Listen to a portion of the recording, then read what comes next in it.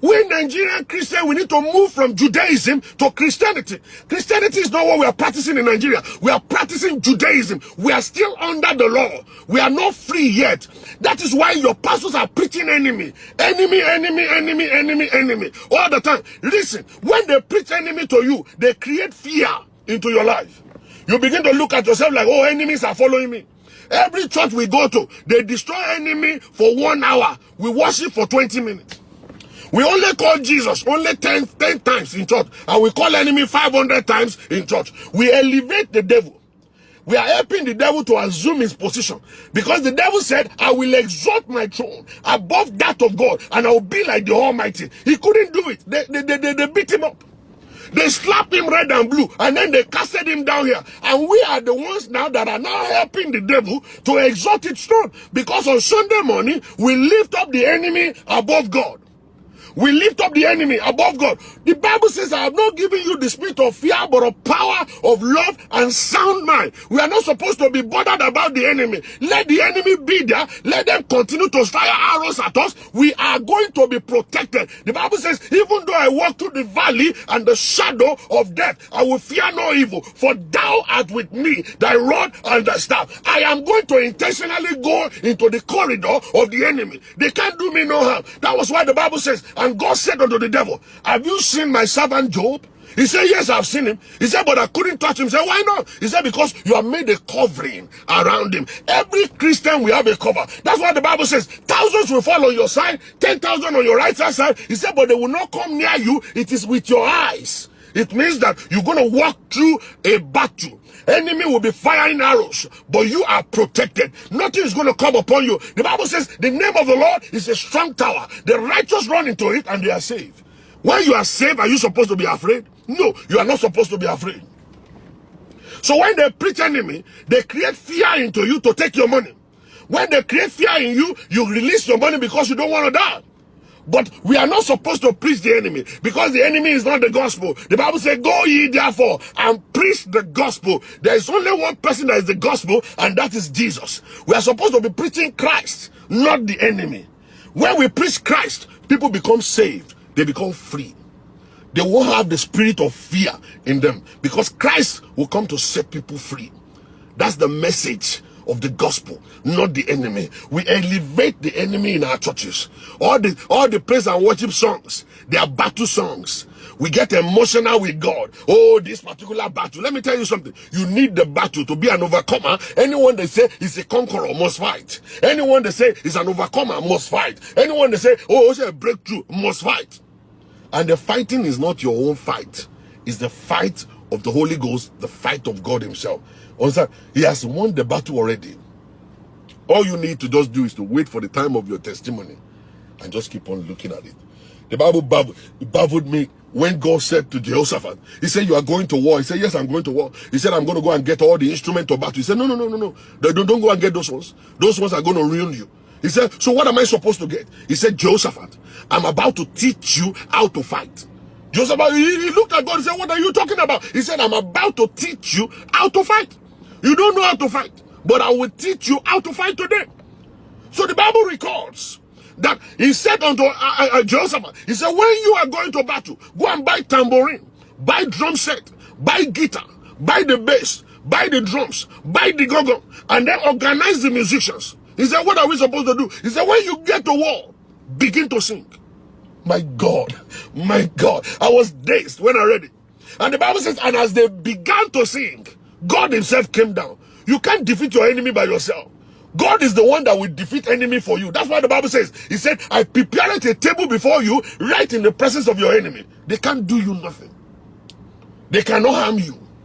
They cannot touch you because of my rod and my staff. The Bible says, as they began to sing, God himself came down and defeated the enemy of Jehoshaphat, all just by singing. The Bible says, if I believed it, I would draw men unto me. Why are we running away from the devil? Why are we afraid of the devil? Why are we allowing the devil to win our battle? Why are we concerned about the devil? The devil is supposed to be pushed to the side while we are worshiping God. When you're worshiping the King of Kings, when you're worshiping the Lord of Lords, your enemy will die on the sideline. You don't understand. Nobody's going to kill them. The Spirit of God will be killing them. The ones that are supposed to repent will start repenting. They will start repenting. The ones that are supposed to die will die. It is not by your hand. He is the one that will judge every man. The Bible says, I am coming quickly, and my rewards are with me, to give unto everyone according to their works. Whatever they have done to you, they didn't do it to you, they have done it to God. God is their enemy. God is the one that they are fighting against. When God will come down, God will defeat your enemies on your behalf. You don't have to even fight at all. I'm telling you, all you need to do is just concentrate in serving God. That's why they call it worship service. Sunday morning is not the time to kill enemy. Sunday morning is not the time to exalt the enemy. Sunday morning is time for us to roll on the ground and say, we are grateful, oh Lord. That's the time we're supposed to sing the worship of God. That's the time we're supposed to reference God and lift him up. When we lift him up, the guy inhabits the presence of his people. He will defeat your enemies on your behalf. Your enemy cannot survive in the place of worship. The enemy cannot survive in the place of worship, a place of sacrifice unto your God. People don't sacrifice anymore. We don't worship anymore. All we do is my father, my father. Every enemy disturbing my life, die by fire. Every enemy against my children, die by fire. That's all we do. And that's not paying us. That has not changed our country, Nigeria. Even though we have the biggest auditoriums in Nigeria, we have the 50,000 seater, 100,000 seater, 250,000 seater, yet our country is still not the country. Our religion is still not saving us. Our children are on the field using Yahoo, doing Yahoo. All of our pastors are on the street sleeping with women all around the place. All of our women are all over the place doing aristo everywhere. The Christianity has not paid us. The prayer has not been answered over our life yet. And we are still religious. We are building more churches. More pastors are emerging every day. The churches in Nigeria has turned to business. All to collect money. They cajole people. They fool people. They sleep with our women. They sleep with our children. They kill the destiny of our sons. But yet, that's the same place we go. We refuse to read our Bible. We are loyal to men, but we are not loyal to God. So many of you, you are loyal to men. You are not loyal to God. When you see your pastor, you roll on the ground. But when God is saying something, you don't listen. You don't hear God, you don't listen to God, but you listen to pastors. Shame on you. It is time for you to go back to the place of prayer and tell the Lord, say, Father, start talking to me. Show me your ways. Educate me, oh God. Teach me from your word. Teach me from your word. Teach me from your word. Armed robbers are increasing every day in Nigeria. Graduates are not getting jobs, and we're building auditoriums. What is the essence of auditoriums we are building, and when the nation is not changing? We are the poorest country in the world, Nigerians. With all the brilliancy, with all the brain that we have, we are the most educated and the poorest country in the whole wide world. But we have the biggest auditorium in Nigeria. We have the highest number of Christians in Nigeria. We pray like as if to say we're going to die. If to say prayer will make a nation great, Nigeria is supposed to be the greatest nation in the whole wide world. If prayer will make somebody rich, Nigeria is supposed to be the richest in the whole wide world. CSC people are supposed to be the richest church in all over the world. Mountain of Fire supposed to be the richest church all over the world. They're supposed to take over territories. If prayer alone will do it, it's not just by praying. And that's the country where we are. And the nation of Nigeria is full of churches. But the churches are not influencing, affecting the country. Armed robbers and kidnappers are increasing. And the kidnappers are bringing tithe to church. The kidnappers are coming to pastor for prayer. Pastors are going to Babalawo to do juju. And they're burying human beings underneath the pulpit of their churches. They are using rings to touch the people's head. They are giving people only communion that will make them crazy. Just to take their money. The love of money has taken over. We blame the government, but we don't blame ourselves. It is not just Buhari alone. We are all guilty. Every one of us are guilty. The pastors are guilty. The church members are guilty. The imams are guilty. The Muslims are guilty. The pagans are guilty. Every one of us, we are all guilty. It's not just Buhari alone. Everyone.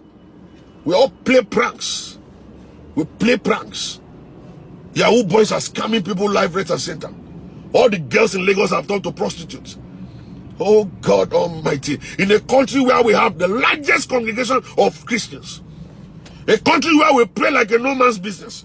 That we find out that God is not even moving in our situation. Our church choir, they are all aristos. The church members are sleeping together. Pastors are validating all the choir members. A man went and dug a well. He went and dug a swimming pool in Lagos and called it the water of Bethsaida. Who does that? In 2019, for you to come and pay 50,000 to come and swim in the water. Where are you getting that kind of crazy stuff from? You see that Nigerians are not Christians. We are still pagans. The churches are taking us into a deep level of being a pagan in Nigeria. What a Bethsaida when we have the name of Jesus. The Bible says at the sound of his name, every knee must bow. Why do you need water of Bethsaida for? Even the water of Bethsaida, when Christ got there, Jesus did not tell, he didn't tell the man to jump into it. He said, stand up, carry your bed and move out. This is the hella of the Holy Ghost. The dispensation of the Holy Spirit. We do not need any physical thing anymore for us to be healed. Stand up, pick your bed, and go. We need the name of Jesus, not the pool of Bethsaida. The pool of Bethsaida is in the Old Testament. It's actually before Christ came to set up the church. After the church has been set up, everything is all about the word. Declaration. In the name of Jesus. In the name of Jesus. The Bible says, and God said, from today, stop calling my name. They said, why, sir? He said, because that man died for you. Because of his death and resurrection, I have therefore elevated my word above my name. That at the sound of the name of Jesus, every knee must bow. All creatures on earth, in heaven and on earth, they must bow to his name. But we don't do that anymore. We look for, one water to go and swim in, go and do river bath, go and do jump 3 times, go and do this one. And we are ritualists. We are ritualists. We are ritualists. We are pagans. We are not Christians. You see the pastor, you will know when you see them the way they walk around like magicians. Like magicians. Just imagine Nigerians without brain. If a man went and used a fake woman with the miracle of the hand, I've forgotten the name of the woman. The woman was used by over 7 pastors. They did like this, and the hand came down. And and you see all the stuff on social media that all these things is scam and fake. And you are still in the same church. I baffled. That's when I know that stuff is not to do lesson. That's when I know that these people are being tied down. PhD holders, degree holders, pharmacists and doctors in the same church, but they are educated, but they have no brain. No brain to even think and say, this is fake miracle my pastor just did, and this guy is fake. I will never come to this church anymore. And then you walk out of there. No, the second Sunday, the congregation multiplied. The congregation multiplied. That is the same country that we are. And we say we are serving God. Which God are we serving? We are ridiculing the name of Jesus. We are messing the name of Jesus up. That's exactly what we're doing. We are messing Christ. We are messing his name up. That's exactly what we're doing. We're doing all of this stupid stuff. All this stupid stuff, and we think God is going to move. God can't move there. We are only religious people. We are non-Christians in Nigeria. We are very religious, but we are non-Christians. We are not. Many people, they know that their pastor is fake, but they still go there anyway. They know the pastor is just a gangster. They still go there anyway. The man is only collecting money. His brother, his sister, everybody is working for him. They stage fake miracles like every Sunday. Like every Sunday, they stage fake miracles. I'm tired of it.